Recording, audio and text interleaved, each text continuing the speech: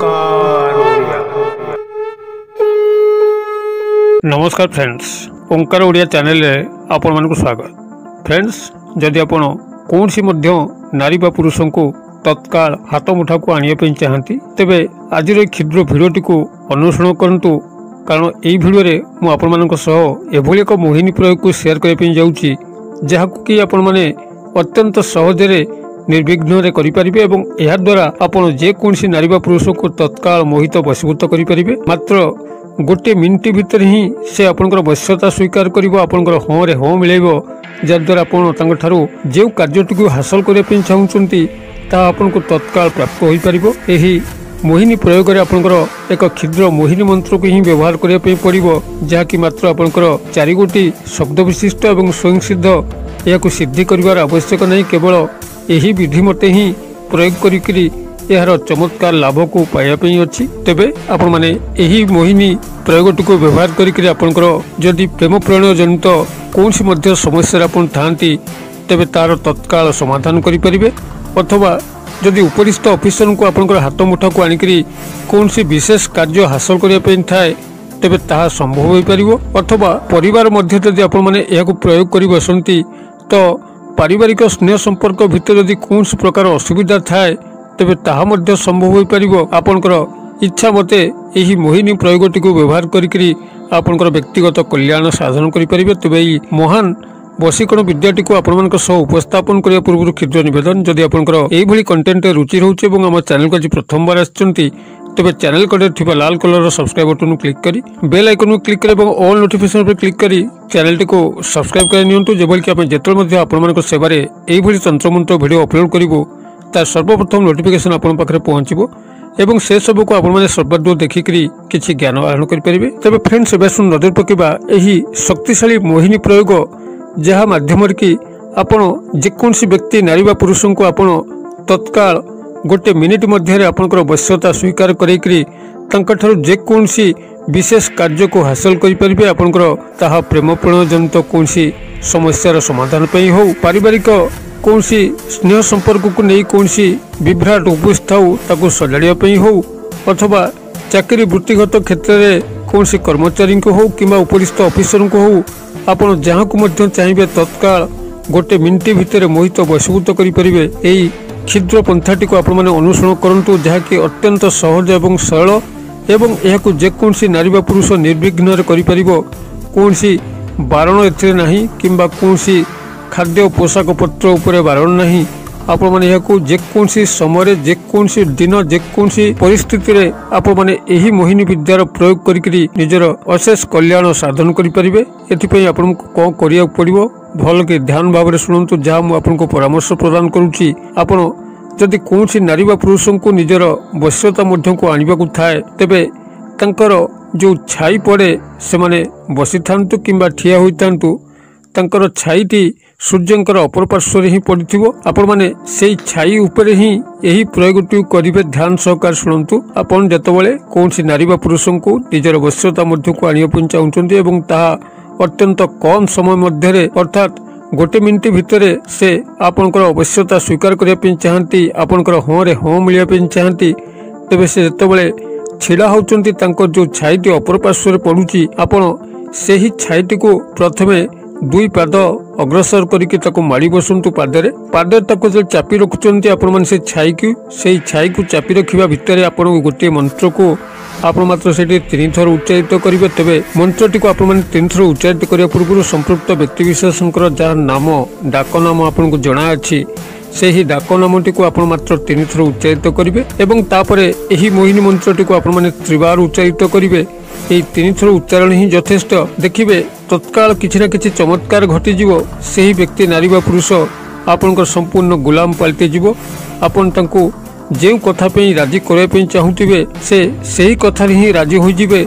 आपनकर कथार अमान्य हेबे नहीं। बहु बार परीक्षित यही उपाय आपण माने यह से बड़ी विश्वास सहकारी करंतु, देखिए चमत्कार ही चमत्कार घटिबो। से ही नारी बा पुरुष आपनकर संपूर्ण वश्यता स्वीकार करके आपण तांको ठारू जे कार्य को हासिल करने चाहूबे ताहा सही मुहूर्त ही संभव हो पारिबो। तेबे ए जो मोहिनी मंत्रटी को आपण माने प्रयोग करिवे।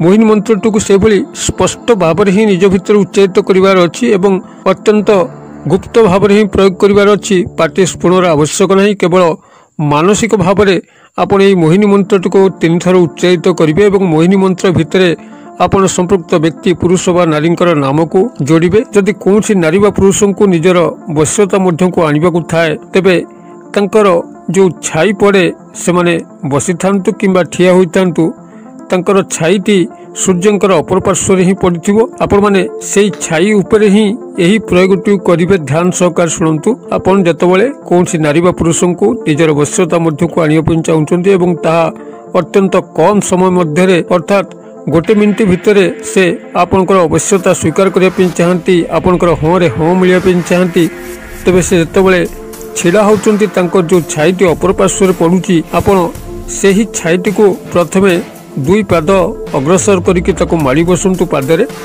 जो चापी रखुचंती आपण माने से छाई को चापी रखिबा भितर आपण गोटे मंत्र को आपण मात्र से 3 थर उच्चारित करेंगे। तेबे मंत्रटी को आपण माने 3 थर उच्चारित करने पूर्व संपृक्त व्यक्ति विशेषकर जहाँ नाम डाक नाम आपन को जना अच्छी से ही डाक नामटी को आपण मात्र 3 थर उच्चारित करेंगे एवं तापरे यही मोहिनी मंत्रटी को आपण माने 3 बार उच्चारित करेंगे।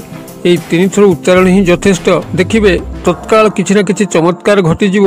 से व्यक्ति नारी व पुरुष आपणकर संपूर्ण गुलाम पलटि जीव। आपण तांको जो कथा राजी करने चाहूवे से कथा ही राजी होइजिबे।